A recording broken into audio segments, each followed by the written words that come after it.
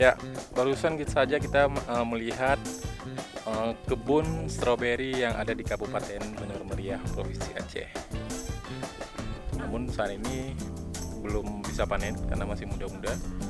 Tapi tunggu sebulan atau setengah bulan lagi, insya Allah sudah pasti bisa dipanen.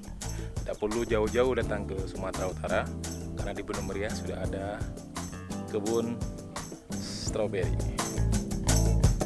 Dadah.